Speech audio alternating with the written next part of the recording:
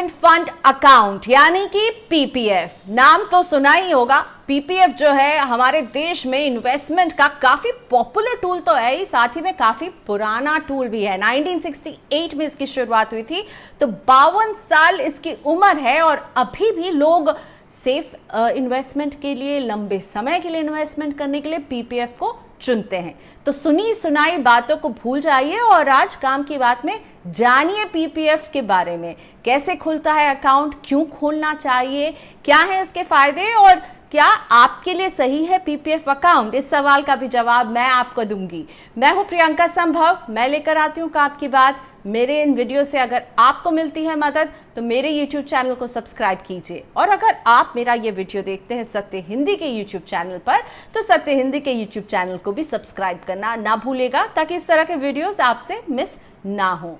तो काम की बात में मैं कोशिश करती हूँ ऐसी बात लेकर आने की जिससे आपका काम बने, और आज मेरा मैसेज है change your one habit and see the magic. तो आपको बदलनी है अपनी एक हैबिट और आपको शुरुआत करना है कि आप कम खर्च करें और बचत करें और इन्वेस्टमेंट करें, और इसका मैजिक देखिए। इसीलिए बात पीपीएफ की, जिसमें आप जैसे जैसे पैसे डालते जाएंगे उसमें इंटरेस्ट मिलता रहेगा, और आप डालेंगे 1000, लेकिन जब आपका पीपीएफ अकाउंट मैच्योर होगा तो लाखों रुपए लेकर आप निकलेंगे। साथ में आपको टैक्स की बचत भी होगी। सबसे पहले पीपीएफ अकाउंट कैसे खोला जाता है? पीपीएफ अकाउंट आप किसी बैंक में खोल सकते हैं या फिर कुछ डेजिग्नेटेड पोस्ट ऑफिसेज हैं जो आपको पीपीएफ अकाउंट की सुविधा देते हैं।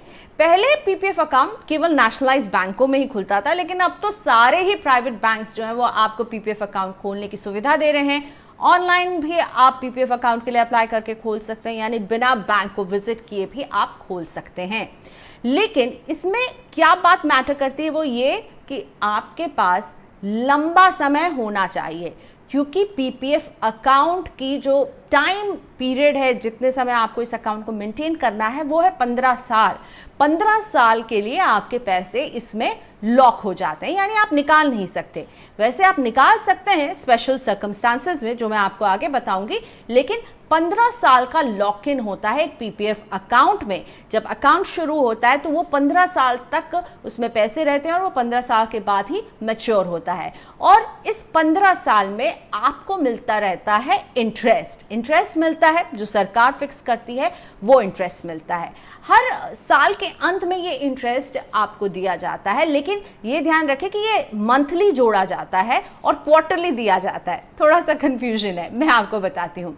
सरकार तय करती है कि क्या इंटरेस्ट होगा और बैंक्स उसी हिसाब से इंटरेस्ट देते हैं।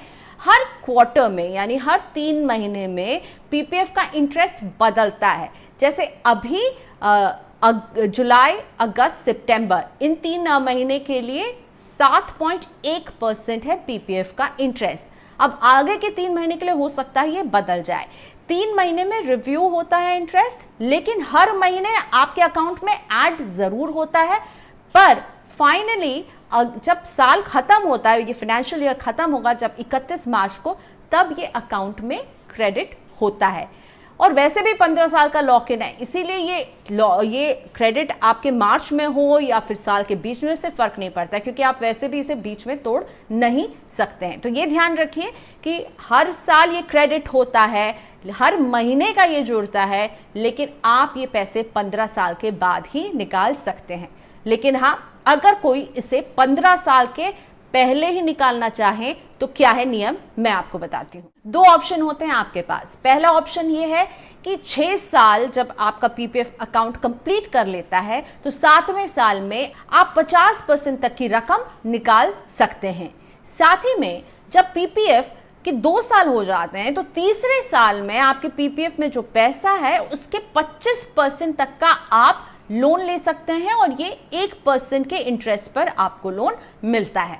और अगर मान लीजिए कि कोई ऐसी इमरजेंसी आ गई है, और ये इमरजेंसी भी डिफाइंड है कि कोई बीमारी है किसी को, या आप किसी की हायर एजुकेशन के लिए पैसा निकालना चाहते हैं, आप यानी अकाउंट को बिल्कुल डिसकंटिन्यू करेंगे और सारे पैसे निकालना चाहते हैं, तो आपको बाकायदा फॉर्म भर के अपनी एक्सप्लेनेशन देना होगा, और 5 साल के बाद आप ये पैसा निकाल सकते हैं पूरी तरह से, लेकिन आपका अकाउंट डिसकंटिन्यू हो जाएगा।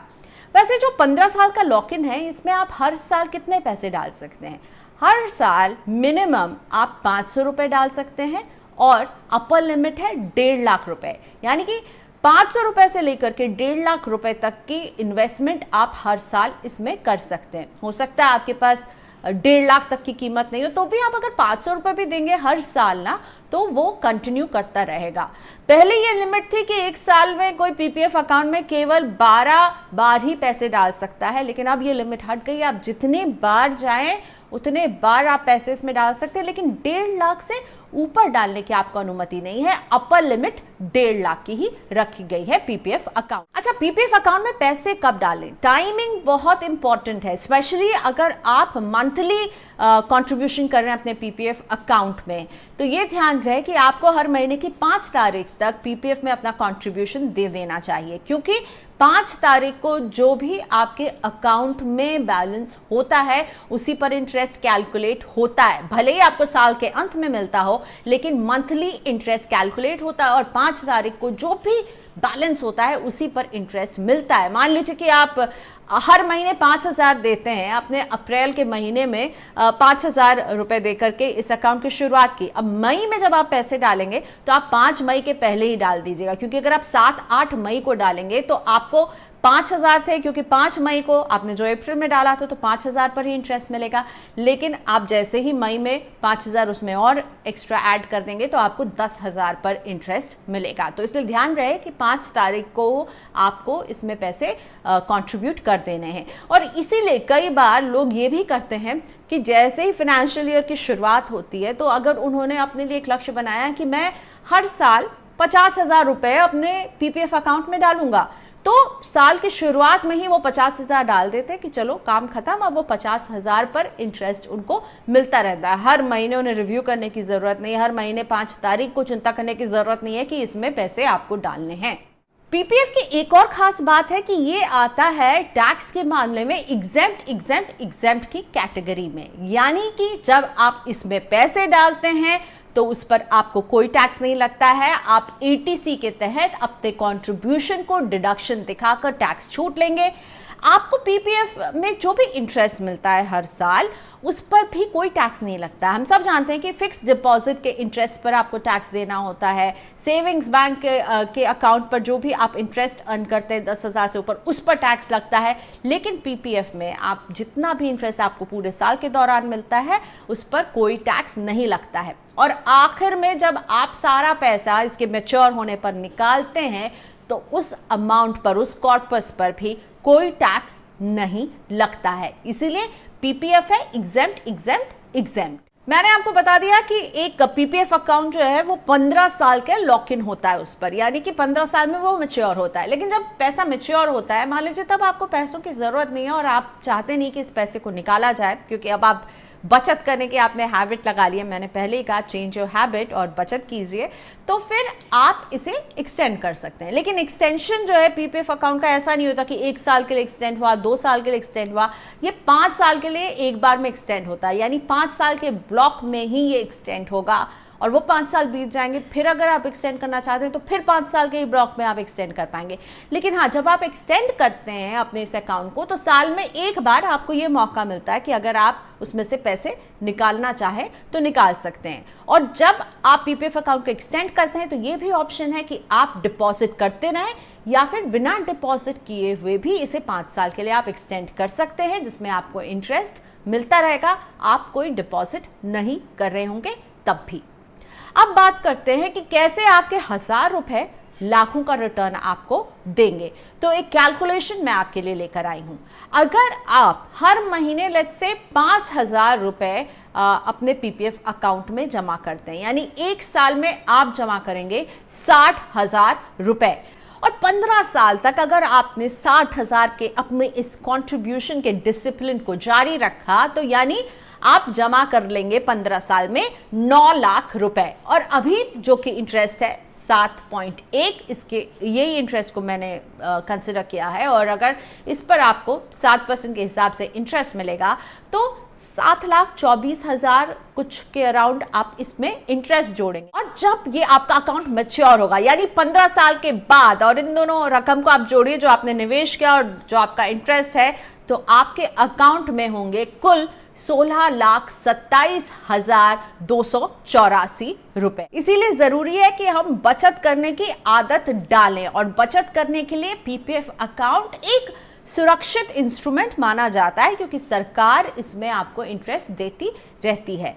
एफडी के मुकाबले इसमें आपको ज्यादा इंटरेस्ट मिल रहा है, रिकरिंग डिपॉजिट्स के मुकाबले भी इसमें आपको ज्यादा इंटरेस्ट मिलता है। लेकिन हाँ, क्योंकि ये मार्केट लिंक्ड इंस्ट्रूमेंट नहीं है, तो मार्केट लिंक जितने इन्वेस्टमेंट होते हैं, जिसमें कि मैं बात कर रही हूँ equity link saving scheme, mutual funds, इन सब में आपको पीपीएफ से ज्यादा रिटर्न मिल जाता है।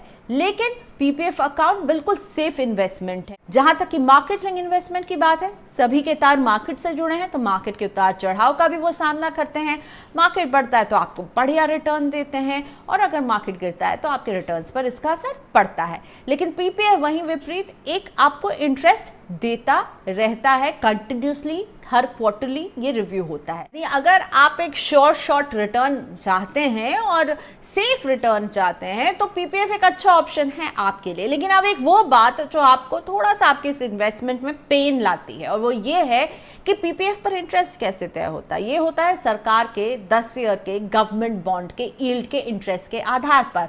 और अभी हम लगातार कुछ महीनों से देख रहे हैं कि जो ये बॉन्ड के यील्ड हैं उनमें गिरावट आई है। अप्रैल से लगातार ये 6% के रेंज में है। अभी भी 6.04% का इंटरेस्ट गवर्नमेंट बॉन्ड यील्ड का है इस क्वार्टर में, और हम देख रहे हैं पीपीएफ में आपको अभी मिल रहा है इंटरेस्ट 7.1 का।